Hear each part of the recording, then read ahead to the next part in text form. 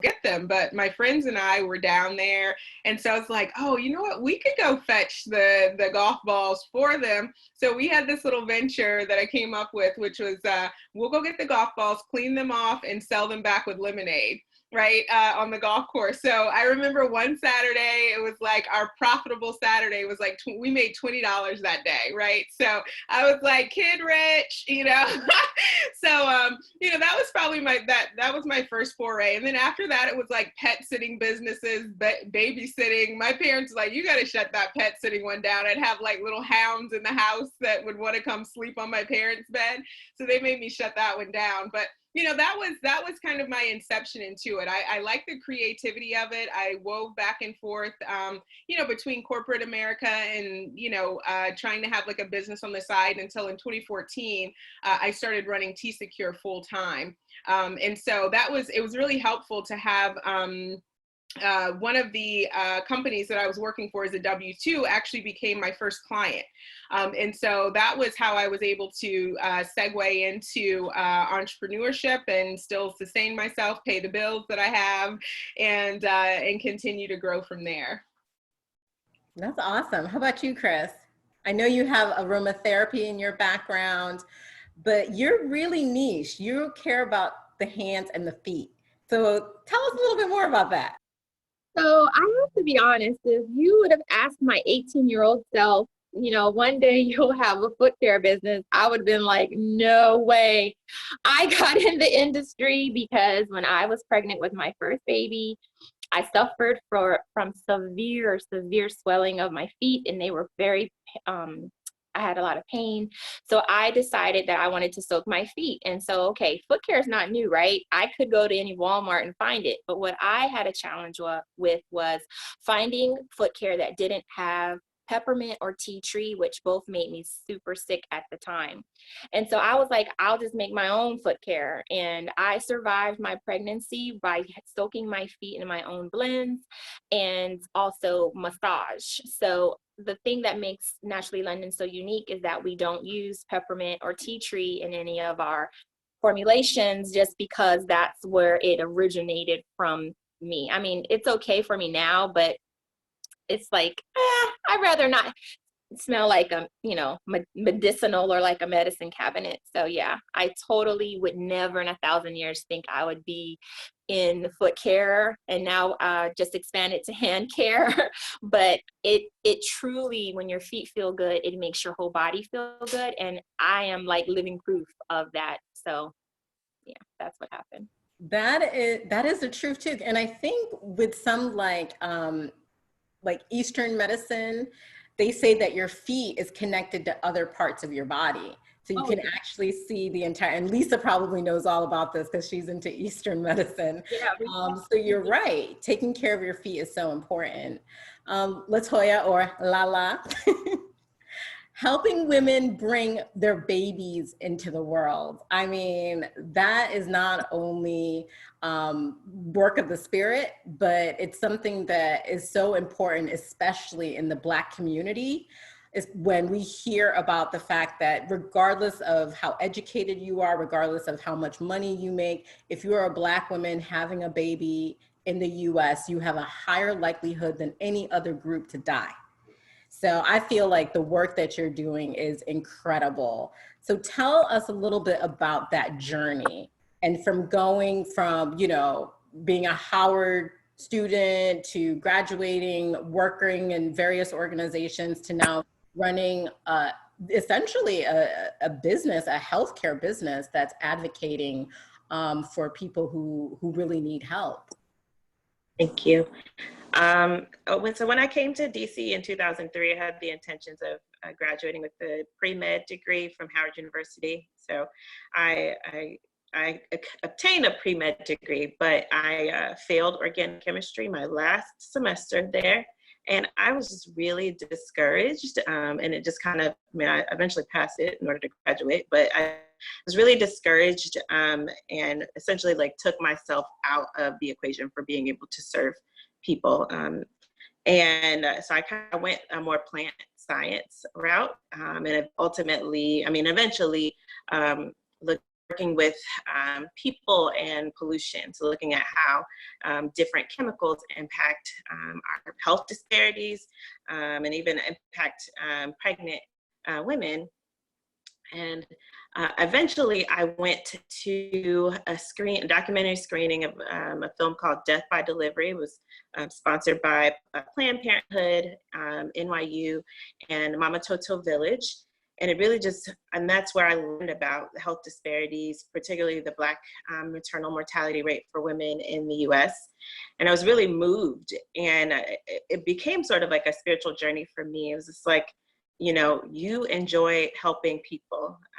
You like plants. I do enjoy plants, but I'm so much more connected to people and wellness.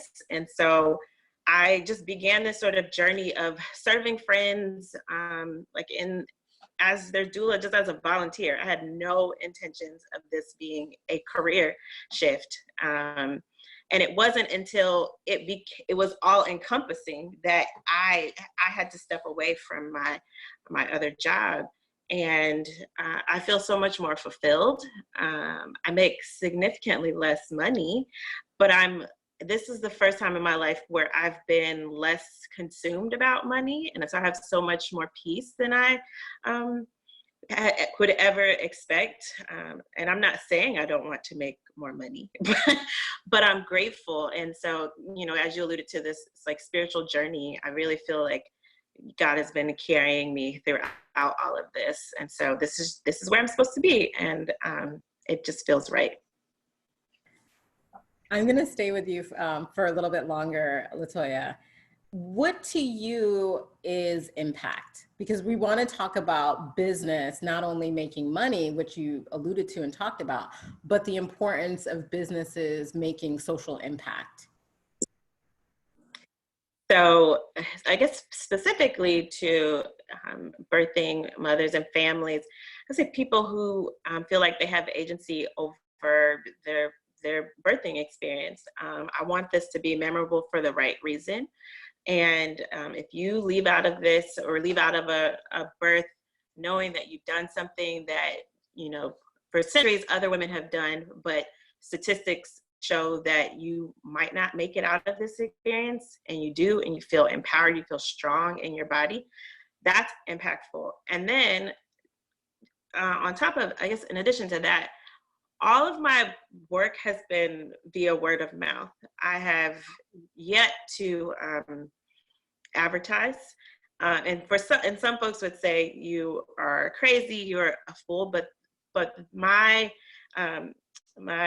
success as a doula and just the attention to detail, and I guess my heart and compassion that I have for families, like it speaks for itself. And so people continue to share this journey. I mean, I think eventually I need to move to a space where I am better about sort of putting myself there. So I'm grateful for spaces like this. But I'm also I'm just really grateful for the impact that I've been able to have right where I am. How about you, Tina? How do you define social impact in your business? What are some of the things that you have seen even in the industry, the tech industry, when it comes to impact? Yeah, so you had asked earlier just about me being in a tech space in cyber, and there isn't, a lot of diversity in that field. And, but math has always been a really strong subject for me. I also, I saw, this Hollywood movie, The Net, with Sandra Bullock. I always tell people that was kind of the positive influence that Hollywood had on me, where when I saw Sandra Bullock, she was this hacker, a woman, and I was like, what field is that? So that kind of is what attracted me, to the field of cybersecurity. But I am really focused on increasing the number of individuals, African Americans in particular, boys and girls, into the field of a STEM career, and in particular cybersecurity. It has negative unemployment, meaning there are more openings now, and the gap is only continuing to increase. with regard to those needed in that field. And there are plenty of Americans that can fill those positions, and they're out there and it's untapped. The underrepresented are quite capable of getting the job done. And so I do a lot of talking, from Girl Scout events to participating in different other outreach and, getting in with groups that are organized. I a lot of times don't see a lot of me in these groups that are trying to come up with solutions. And my biggest thing is, it's very hard to come up with compelling, impactful solutions when you don't have representation of the groups that you're trying to increase engagement from. That's like trying to increase the number of, women in a particular field, and you have all men around the table making that decision and trying to figure out like what's going to work. Same with the African American demographic in particular. The way in which you engage and you want to increase the numbers, you're going to have people from the communities that you're trying to engage. So that's the real opportunity that I see. I'm very passionate about, the technical aspects of my business and really helping to solve some of the cyber problems for our nation, but equally as passionate about making sure that our nation is tapping into some really great and bright minds, the best and the brightest, that come from demographics that are currently underrepresented in the field. No, that's fantastic. And I think what we're learning more and more about technology is that it's a leveling playing field. Like if you're able to pick up some sort of coding language, if you're able to have access to a computer, if you're able to do anything tech related, it can literally change your life and the life of your family.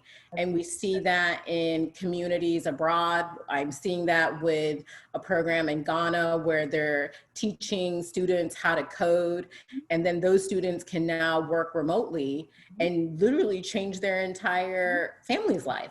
That's so right. I could not agree with you more. Yeah. Chris, when it comes to social impact, and I know that you came up with your business idea when you were pregnant, but what are some of the things that I've heard recently is just having a business owned by a Black person is social impact. I mean, do you agree with that? Or do you think that we also can do more in our communities to create businesses that are not just about making money? So, that question was very interesting when you asked that, for me to think about what I'm doing. And you know what? Recently I had a conversation with a friend about just this. And sometimes when you're so close to something, you don't realize all the big things that you're doing. And ironically enough, we talked about how my products impact people. And it's as simple as having clean formulation and not having those chemicals that cause so many ailments and issues in everyone, especially people of color, and educating people about the importance of investing in quality ingredients. And she was like, you're healing people because you're making their feet feel better, which, has a trickle up effect. And so, those are the types of things that I don't think about on a daily basis because I'm just doing something that I'm passionate about. But when you really think about it, that along with the other like community things that we do at Naturally London are all coming together. Like we work with charities that do, they gather shoes, Souls for Souls, where we gather shoes for people in need, and it also helps cut back waste in the landfill. So, you have to find things that you're passionate about and definitely make that what how you give back. And so that's pretty much, I never thought about my social impact until I honestly had that conversation with my girlfriend, and I'm like, yeah, we're doing great things over here. Doing some good out here. We are doing Tell me, pat myself on the back. right. No, that's awesome. And I'm going to stay with you a little bit because I know that the indie beauty industry is so popular these days. When I started Shea Yeleen, I couldn't find any resource to help me grow my business, but now there are accelerator programs. large companies are supporting, you know, startup, early stage indie brands. You have even retailers who are actively looking for indie brands to bring on shelf. So do you think, especially now with everything happening with Black Lives, and I'm going to want Latoya and Tina to answer this question as well. Do you think this is a real movement, or is it just a moment? Do you think that there's a shift happening when it comes to supporting businesses that are run by people who historically have just not had the same access to capital, to markets, to the resources that we need to really shift wealth in this country? So being a self-funded business, I find all the things that you're saying very interesting, because there has been challenges for me to grow my business, and I have had a lot of no's and very few yeses. But what I will say is I am an optimistic person. I believe in the glass being half full. And so I'm putting that energy out there that I pray that this will be true change now that everyone is, well, mostly everyone is aware, and no one can say that they don't know anymore, right? So the conversation's out there. We need to continue having those tough conversations that make us uncomfortable, but help us grow. And, you know, I can only hope that when my little girl is ready or wanting, hopefully she'll want to be an entrepreneur, that she doesn't have to overcome the obstacles that I had to overcome, because there's still, you know, it doesn't change overnight, right? And there are some people that are going to continue to feel, there are some businesses that are still going to still have that underlining issue until, you know, they sweep it out. But I can only hope. I really just hope. No, that's great. Tina, what do you think? Is this a movement or a moment? You know, whether it's a movement or a moment, it's hard to comment on, because what got us here was very intentional action. It wasn't unintentional. There's specific policies that were created, specific laws that were created, institutionalized, structured, systemic, and intentional decisions that were made. I think that's the really important part that people can't miss in some of these conversations. It's not just the soft aspect of saying, oh, no matter what color you are with the crayon, you know, we all matter, and things like that. No, very specific and intentional and structured laws and institutions were built up and around the wealth gap that we see. It's not an accident. We didn't just happen upon it. It wasn't bad luck, you know. And so that same kind of structured, institutionalized, systemic, intentional effort is going to, over a sustained period of time, with just as much creativity and nuance that was used to put it into place, is going to have to be used to undo it and move us in a different direction. And so that's my perspective on it. And, you know, there's the case with African Americans in particular. We know a lot of that history, from slavery to the lost promise of what was supposed to happen during Reconstruction, unkept promises, to specific intentional opposition against entrepreneurship in the Black community, to Jim Crow, redlining, zoning, regulations. And also for women, you know, it's been as recent as, I think it was like the 80s, where a woman could get a loan without having to have a male person, you know, family member sign for her. I mean, these are laws and very intentional things. So I always like to make that a point of emphasis, because it's going to take the same amount of intentionality to unwrap this. So I hope that the will, the economic interest, as well as the direction, is something more than just a moment in time, and that it is something that actually is a movement. But this isn't just a soft kind of, oh, I didn't see. The people that were making these decisions saw enough. And so hopefully the will is just as strong for those that are seeing or paying attention now as it was in the past. That's my perspective. Right. No, and I couldn't agree more that we need to never forget that this has been systemic over hundreds of years. This just didn't happen overnight. It just didn't happen over the last decade or 2 decades. It's literally been the fabric that this country was woven together on. The way that this country was built was on the backs of Black people and at the expense of Native Americans. And we cannot forget that it's incredibly institutionalized from even the way our Constitution was written. Yeah, and I think it's even more present than that, right? Like I saw a post on LinkedIn where it was just like this childhood book where it was teaching children. This book was published 81 years ago. I have relatives older than 81 years. The book, though, was teaching little children how to count and it was called like 10 Little N-Words, right? And that was the book. This is 81 years ago. So I just, just like the intentionality, I think it's very remiss to have people think that everything dropped off in 1865 or 1863.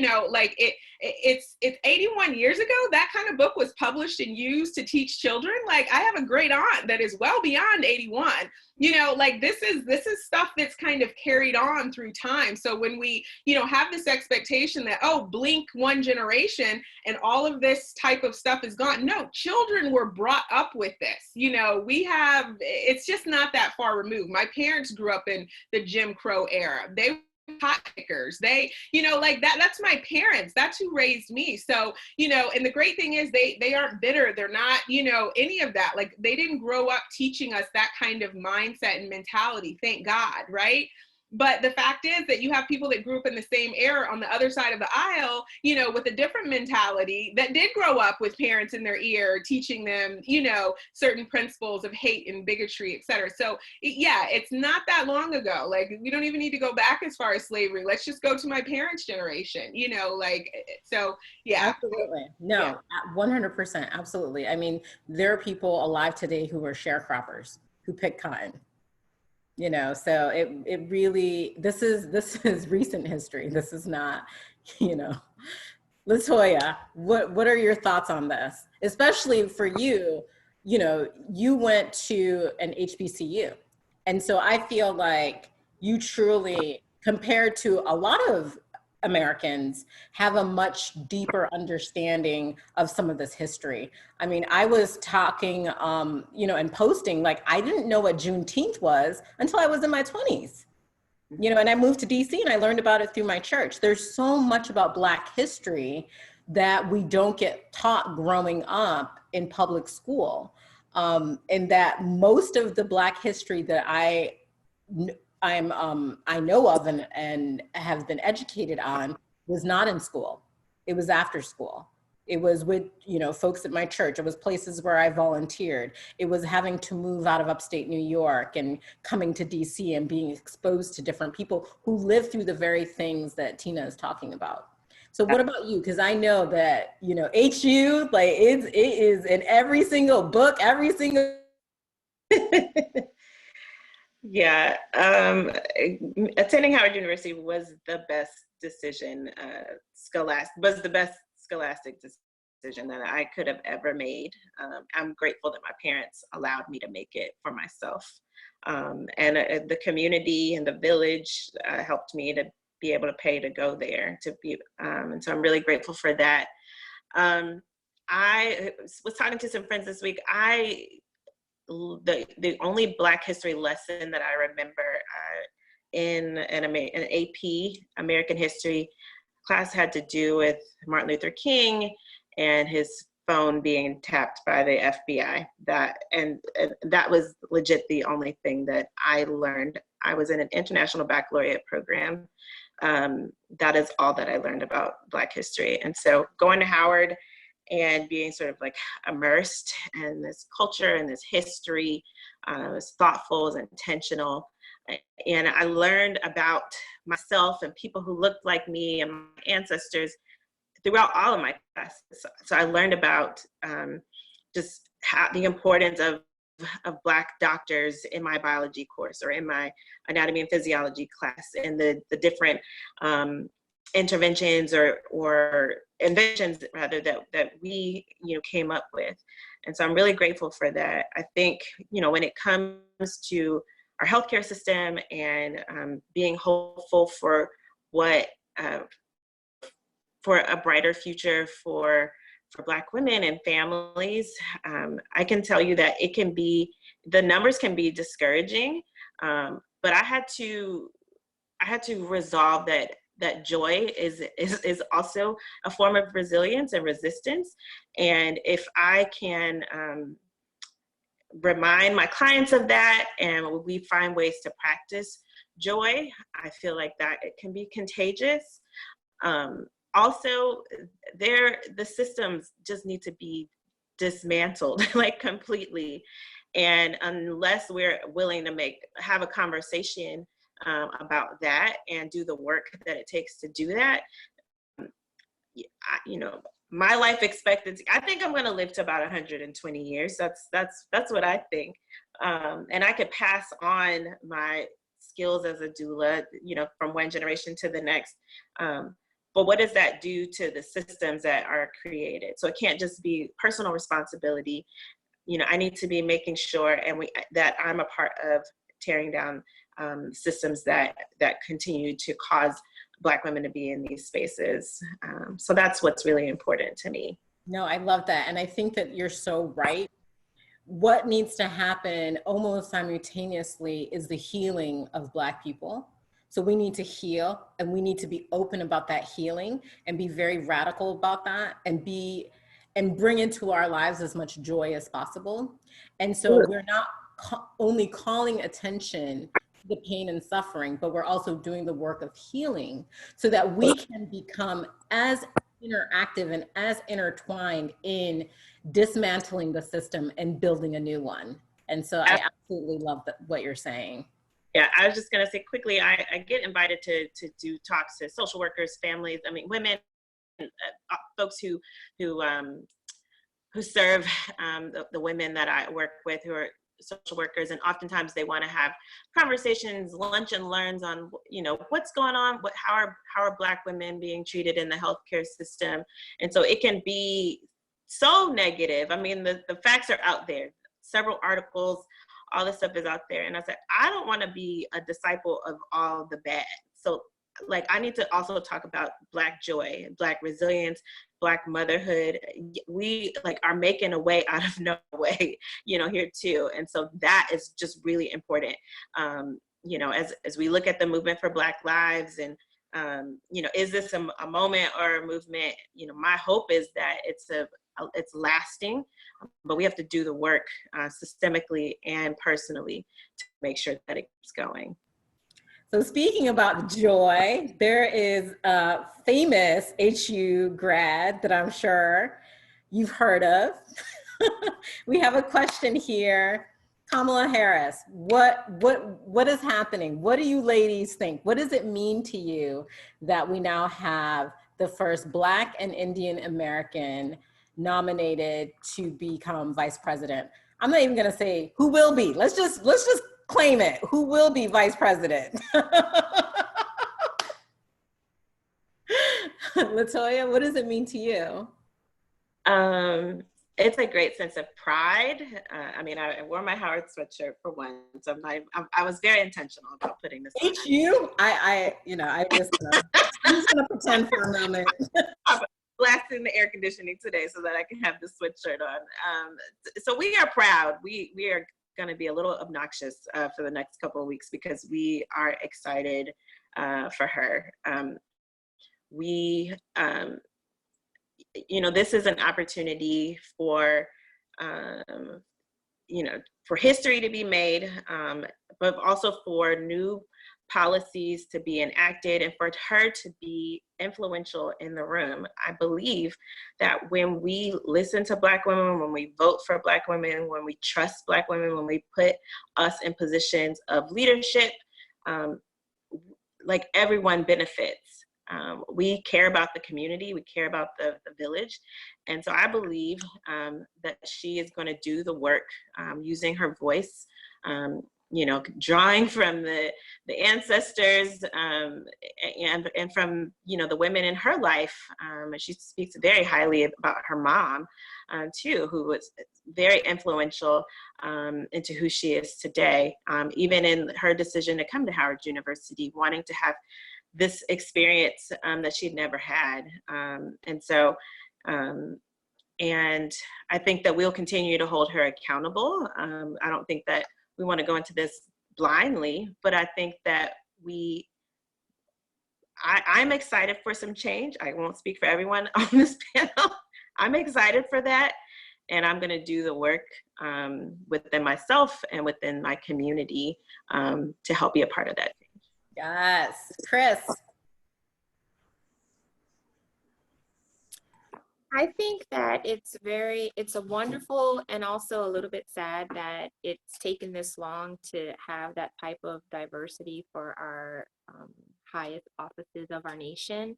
I think it's wonderful for our children to be able to finally get more diversity and see what they can do. Some people really need to see that type of possibility. So that's very, very exciting.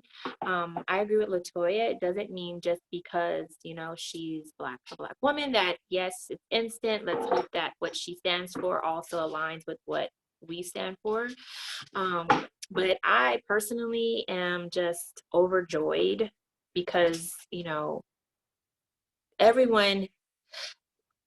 Black women are amazing. I mean, like, all women are amazing, but Black women, we are truly amazing creatures. And it just will be great if she's given the opportunity to really, really show the nation our magic. So I'm excited. That's right, our magic. Tina. Yeah, I just really believe representation matters. And I think it's important that we are able to see various things that Black women can do. I mean, for those of us who are Black women, we see our friends, we see our mothers, our aunts, you know, cousins, everybody. So we are well aware of the intellectual prowess, the strength, the giftedness, the many talents of Black women. And yet what gets on some of the largest and broadest stages, you know, of our country and this world is not a proper reflection of the real power and brilliance and skill and talent that Black women bring to the table.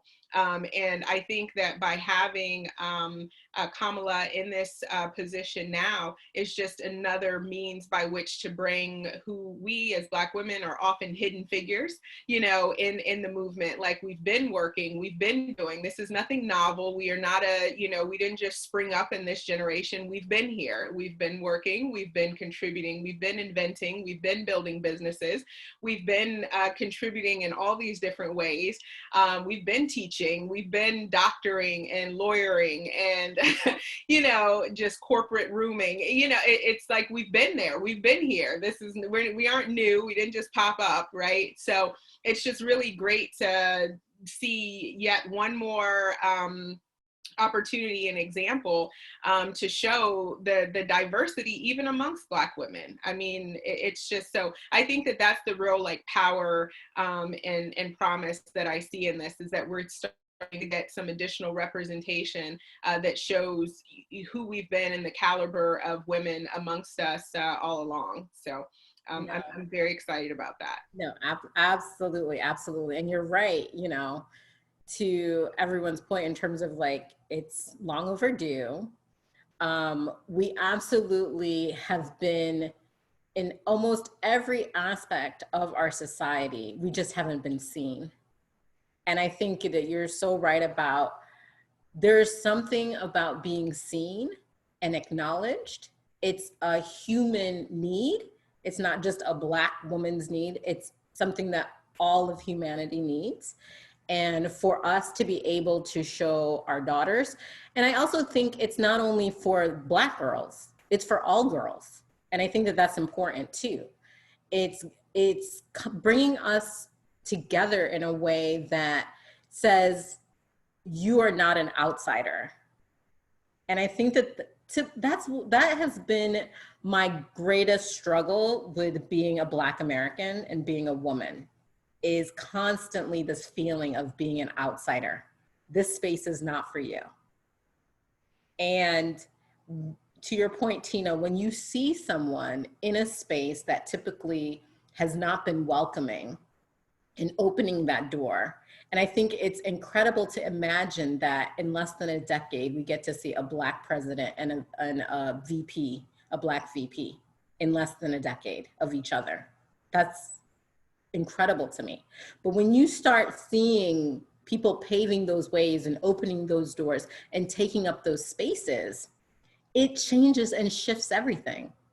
You know, the Obama presidency has shifted everything and made this possible, not just because of Obama, but because of everyone else. You know, let's think back to, you know, Frederick Douglass, Harriet Tubman, Sojourner Truth, Ida B. Wells, like the list goes on and on and on. And even the freedom fighters and the folks who have struggled, Patrice Lumumba in, you know, the Congo and all of these other places.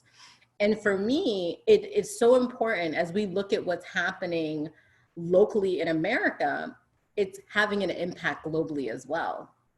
And especially for people in the diaspora. You know, she represents the Indian American diaspora. She represents the Jamaican diaspora. So she has that West Indian connection. And I think when you're able to see how much we really are interconnected, this is a win not just for Black women, but it's a win for everyone. And I think as we move further, as we move closer and closer to seeing humanity winning versus, well, this is a win for this group and this is a win for this group. And as we start seeing less polarization and just realize that this is something that is humanity. We are all, you know, we all at the end of the day want the same things, want to be able to live at a higher standard. And that's what I think about a lot with the shea butter producers I work with. They do not want anything that no one else wants or has. And for me, it's how do we create more inclusivity? How do we change market dynamics that continue to leave people out and leave them on the sidelines? And how do we say, no, you know what? I don't want to buy anything that keeps someone poor. I don't want to create a business model that develops toxic communities and creates toxic work environments. Look at everything that's happening in terms of people being held accountable at the, you know, the Me Too move, whether it's the Me Too movement or people talking, you know, and sharing about, you know, what it's like to work for this person or this organization or in this industry. And I think that that shift is happening. And this is representative of that shift of let's stop with these dynamics and these systems that keep people out. And so I want to get a little, you know, I have only a couple more questions left, but I really want to get into what it is that you do. You know, we have the titles and, you know, the types of things, but what do you really do? Like LaToya, if someone wanted to work with you, a pregnant woman wanted to work with you, walk us through what that experience is like. Of course, you know, you don't have to share any personal stuff. But you know, one, I'm asking this question so people really understand what you do, also to be able to get you, you know, access to potentially a new client or someone being interested to go check out your website or your platforms and really support you. Because at the end of the day, we want people to support your businesses and businesses like you. Yeah, so again, if someone is interested in just like knowing about what a doula does, I will hop on the phone with them or on Zoom and just kind of explain, this is the role of a doula. People often think that I am a midwife. They think that I am going to the baby. And especially in the time of COVID, I would say business has shifted a little bit. Oftentimes, so it's been a little bit more difficult to get into the hospitals recently because of limitations. And so because of that, people want to give birth at home and they're like, ooh, you can be my midwife. And I'm like, ooh, no. I can connect. Like there's levels to this. There's levels to this. I told you. I failed organic. And so I can't deliver your baby yet. But I sort of like talk about what the role of a doula can be in your birthing experience. And so provide informational support. People often think that they're going to go to these doctor's appointments. They're going to be able to sit there for hours and ask all the questions that they want to ask, and someone is going to cater to them. And you know, it's just not. It's like a rotation in and out. And so people just often don't know what they're getting into, whether they take a childbirth education class or not. And so I provide informational support.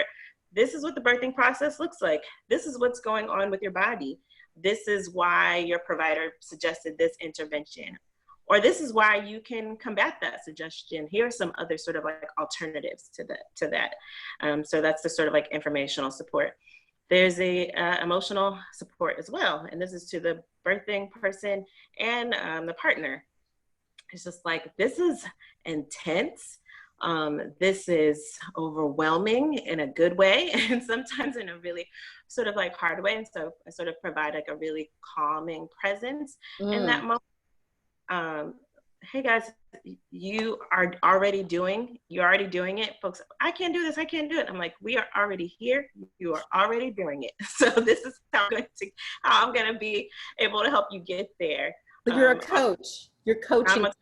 I'm a coach. And that's so anti what I would have ever wanted. I tried to play sports. I don't like to be yelled at. I also don't yell at folks, but I just never, like, I'm just doing all of the things I never would have done. So it's just so funny to me. But just sort of like coaching clients through this process. I make it very clear that I don't overtake the role of the partner either. This is like to complement. And then sort of what's been most, I feel like, helpful is often the sort of like physical support and comfort that is provided. And so I get to use my hands and bring healing touch. So it's you know, using counter pressure to sort of like help ease some of the tension and the waves of intensity that are going through your body that no one wants to call contractions, because that is scary in the moment. So we're like hoping you get through those waves of It's a wave. Gotta ride the wave. And this is like, I had a baby. It did not feel like a wave. Had 2 babies. Oh, she had 2 babies. I'm sorry. So, you know, it's physical comfort, suggesting different positions for laboring in. Let's make sure you're eating. Often labor with my family is at home for a while before they go to the hospital. And that's, you are in your own environment. And this, how can I make this comfortable for you? And then finally we get to when it's time to bring a baby here. Suggestions for pushing, where you don't always have to be on our back. I'm advocating for you and with you for suggestions, even just for communicating with providers. Sometimes what I have observed is someone will make a decision for a mom directly to me, and I'm like, you should talk to the mother. I'm not birthing. You shouldn't just make a suggestion to the partner. You need to talk to mom. Like, she should get an epidural. You need to convince her to get an epidural. And I'm like, that's a decision that she needs to make. So it's just, so there's a lot of even, coaching through those situations too. And then baby is here, helping you to learn how to breastfeed, helping doing infant care. I also do postpartum support too. Folks often want me to stay the night with them so that they can go to sleep. And so I kind of like do support with the baby. So that's essentially what the work like looks like. Wow, that's a lot. You've made me rethink the whole mother and childbirth thing. It's beautiful. It's beautiful. You made me rethink the way. It's hard, but you're powerful and strong, and you know, and that's what the role of a doula and, you know, and just a laboring companion, honestly, just to support you and affirm you in that process. That's amazing. Thank you. Chris, since you've been a mom of two, tell Yes. us, I mean, I'm not going to ask you any birthing questions. Please don't, please. Tell us, you know, you care about the hands and feet, but like, how can people really support you right now? I know you did an amazing spread on ABC Good Morning America, right? Yeah. Which was fantastic. But like, how can people really, really support you and your business? The best way to support me is just to take better care of yourself, you know, put self-care as a top priority, educate and learn more about how the power of taking care of your feet and taking care of your hands, things that you use every single day, and to, you know, nth power, right? We work ourselves sometimes to the bone, typing, texting, you know, more people are walking outside, running outside because of the whole pandemic we're in, you know.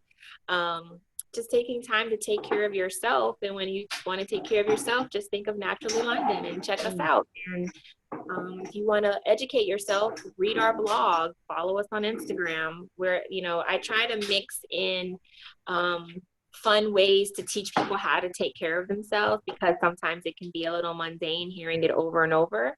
I like to use humor in teaching people how to take better. I did a blog not too long ago called Overwashed Hands and Underwashed Feet, because most people don't wash their feet when they're in the shower. They just kind of expect because the soap runs down, it's clean kind of thing. No. And what'd you say?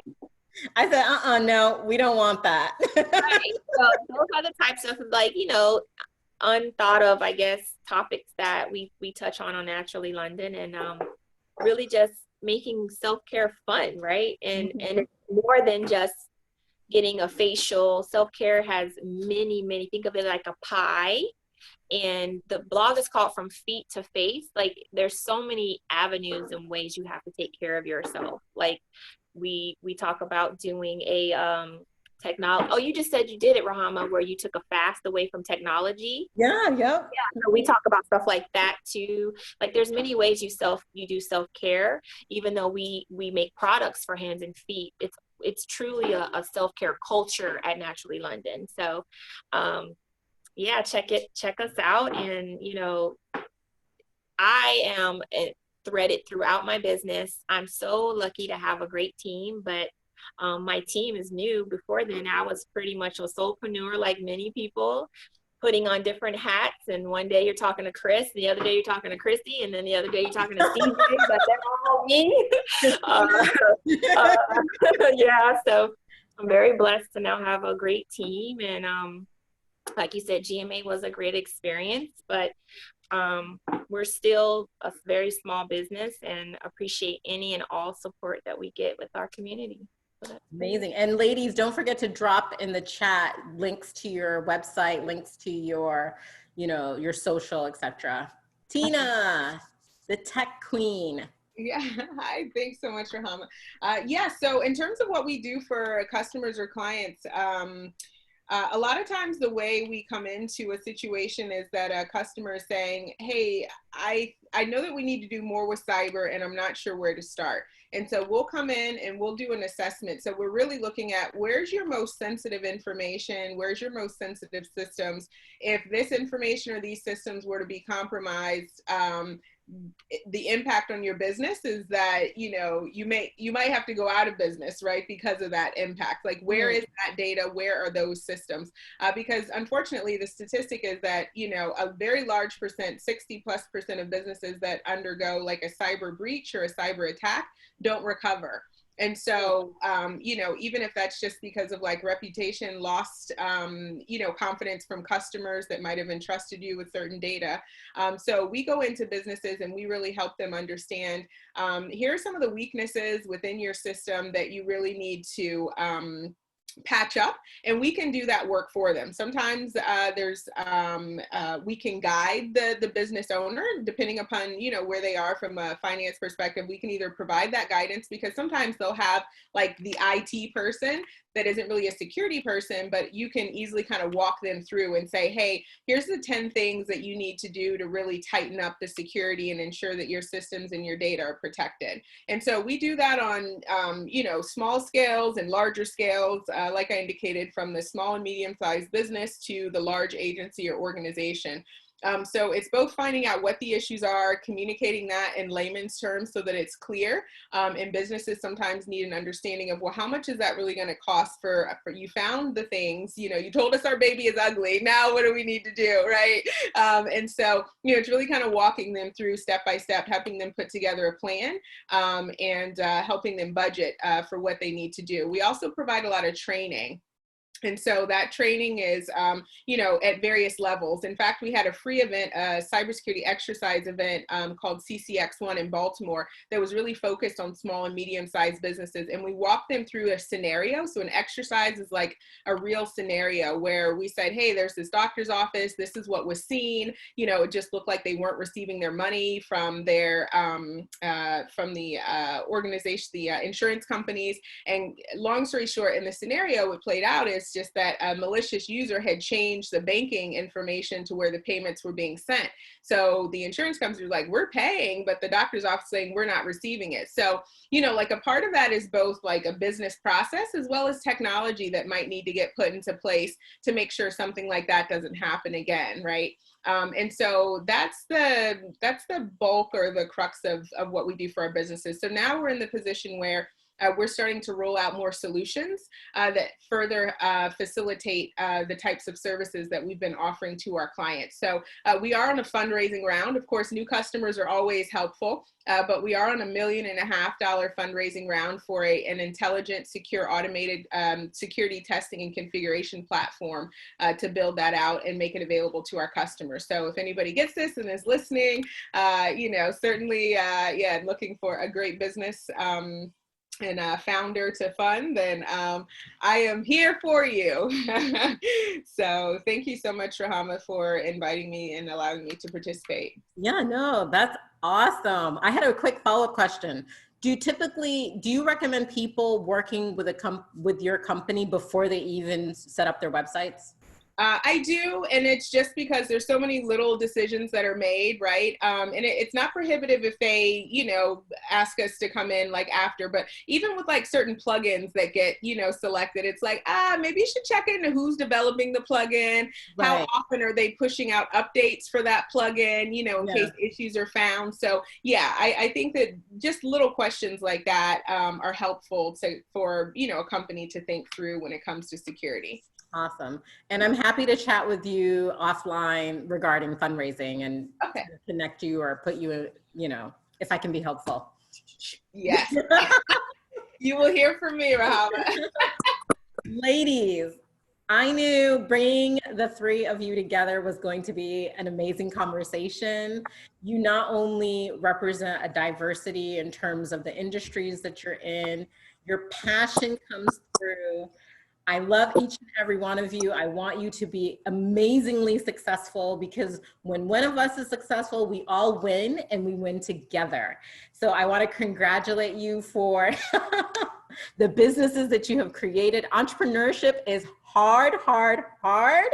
And so this journey is not for the faint of heart. It is a roller coaster. I know we were talking about a wave earlier. Entrepreneurship is like this. And so I know that journey that you are on. Lisa, we appreciate you giving us this platform and this audience to connect with. I really want to encourage everyone that is listening on Facebook Live and here with us in Zoom, please support these young ladies, help us get our businesses where we need to get to. And I look forward to our next conversation. Yes, thank you so much, Tina, Latoya, Chris, and Rahama for a wonderful conversation. So great to know about your work, and we'll stay connected. So join our Facebook page, silverspringtowncenter.com is our website. We have multiple pages on Facebook, but this is streaming live now on on our group page, which is our largest one. And join us tomorrow night for Contagious Comedy, because who doesn't need more comedy Right. in their life? Thank you again, ladies. It was awesome. Thank Good night, everyone. you. Thank you. Take care. Thank you. Bye-bye. Bye.